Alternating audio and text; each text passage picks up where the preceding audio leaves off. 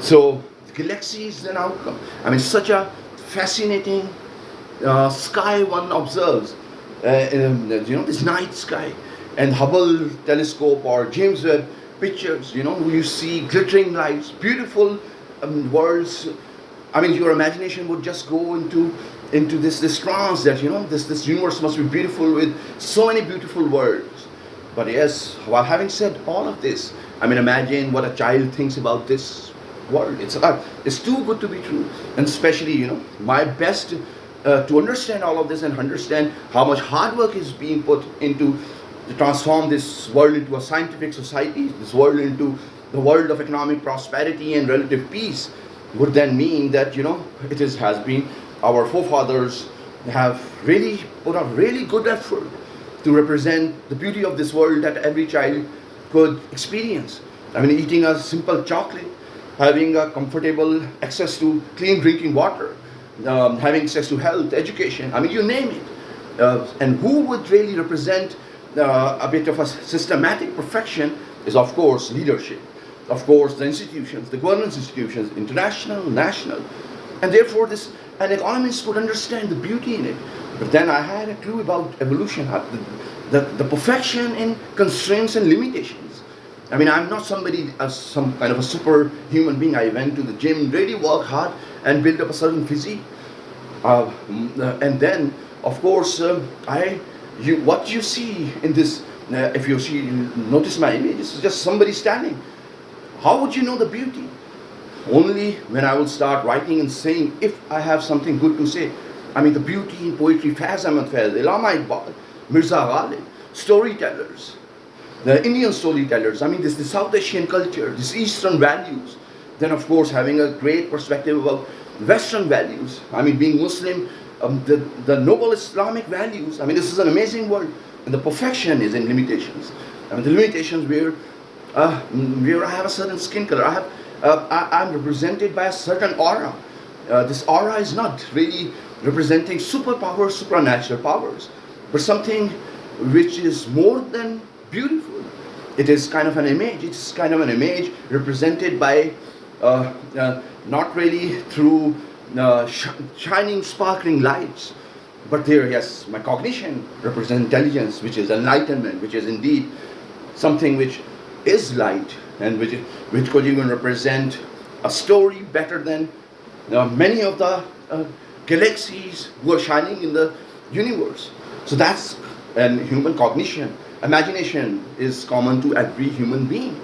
I mean, every human being represents the same characteristics, whilst representing stability, constraints, biological constraints, not represented through wonders and plain and boring. It appears to be. If I'm just standing there, I might appear to be a boring standing outcome of mud and water. But not.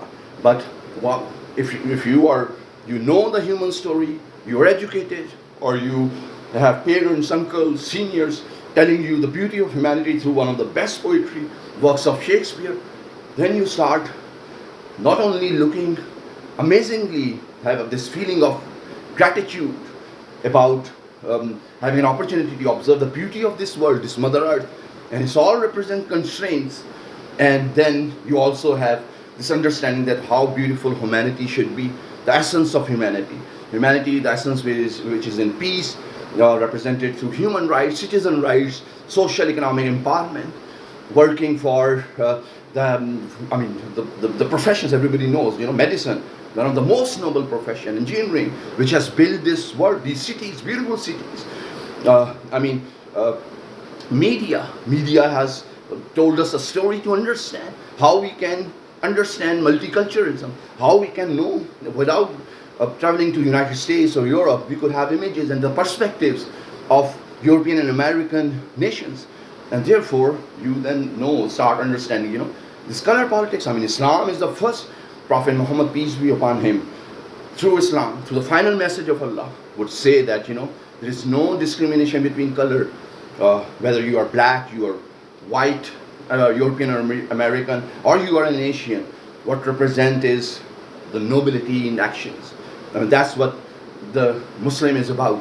There should be no discrimination. And yes, finally, as an academic, secular subject, we would read one of the greatest professors of economics, social sciences, sitting somewhere in Europe or United States of America, or even India or Pakistan or China or Asia or Australia or Africa or Latin America, that what really represents the beauty in humanity, that there should not be ethical discrimination, no discrimination based on color, language, or religion.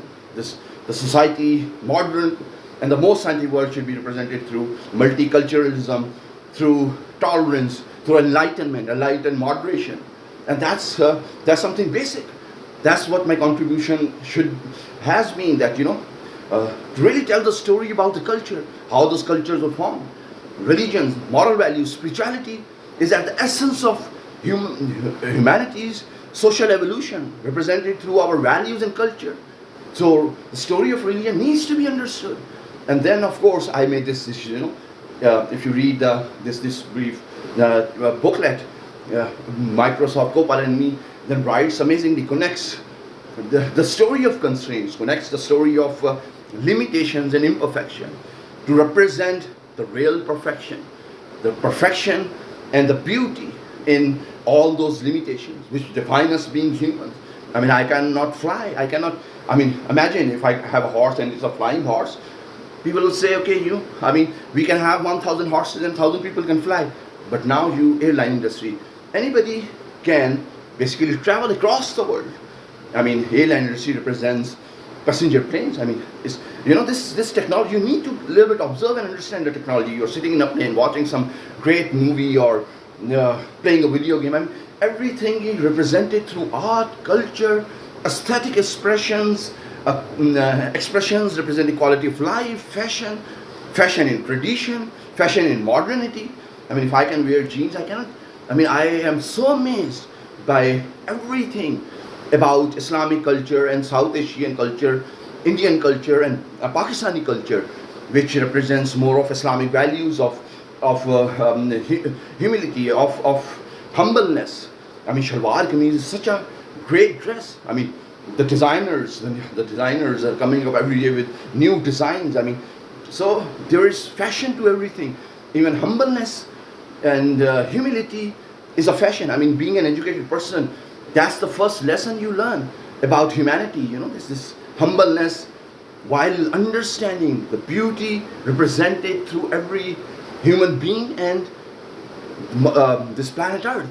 And then one can be amazed by this story. So I then had today, I'm so proud to say that, all that, this wonder which I could understand through fiction, movies, leaders, media celebrities, popular media, everybody's fascinated, committed, working for betterment of future generations.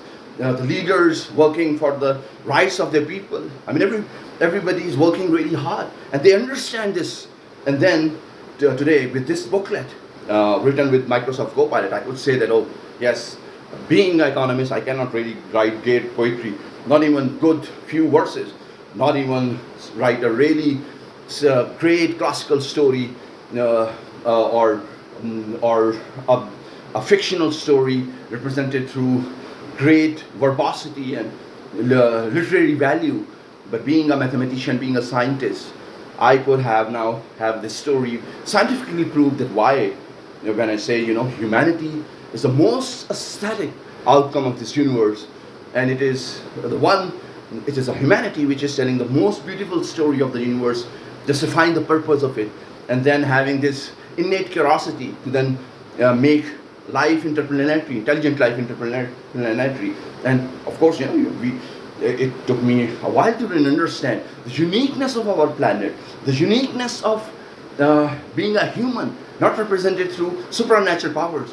And if you understand Islam, how I understand it, it's been decades. I really worked on a comprehensive understanding that Islam is not represented through supernatural powers, superpowers.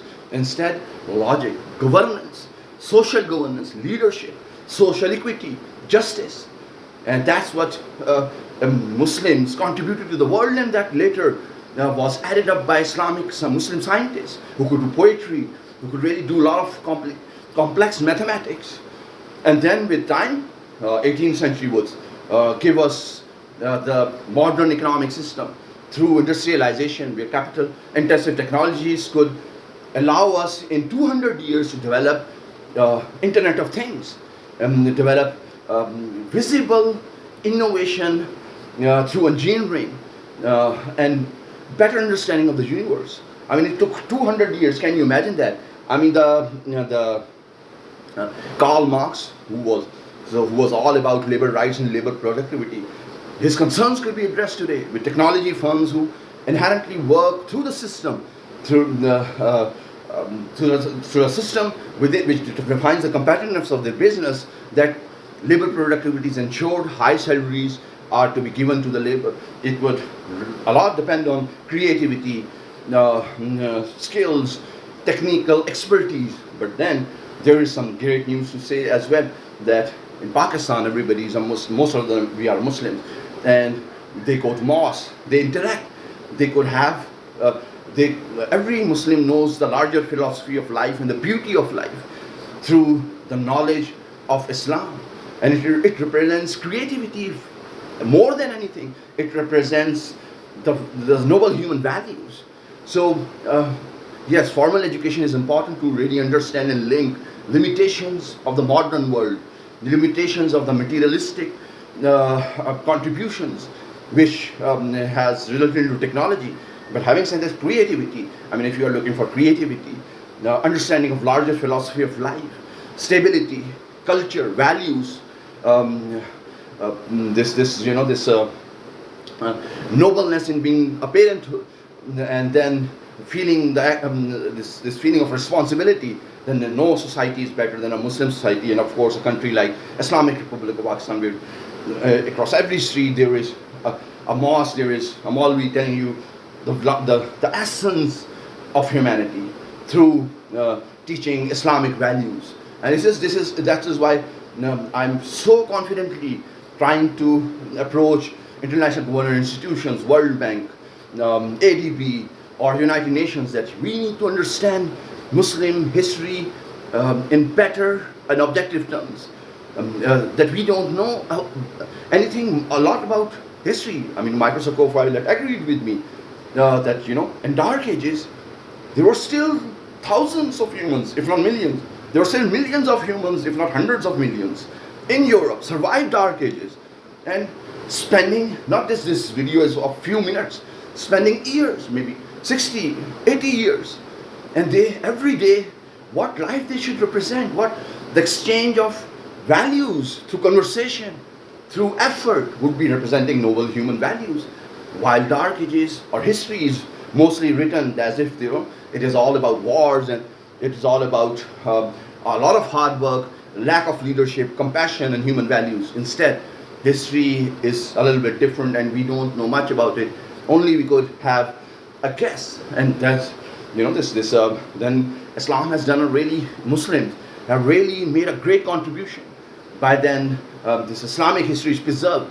You know a lot of details about the greatest, Rahmatul Alameen, the last prophet of Allah Ta'ala, Prophet Muhammad, peace be upon him, his family, and Sahaba Ikram, and of course, key Muslim leaders. That history represents, enlightens the world, that the world is, if the war is even happening, there's a story to it. There's a story which needs to be understood at the level of each knight and soldier and a general. It's a story this materialistic world has yet to really grasp. And that's what this culture, fiction, art, and all that mediums could be used, and it would take us decades, centuries to then really create an objective a judgment about these thousands of years of human history. And then while we will be understanding amazing beauty of the universe, the solar system, the Milky Way. So this blog is that as a inherently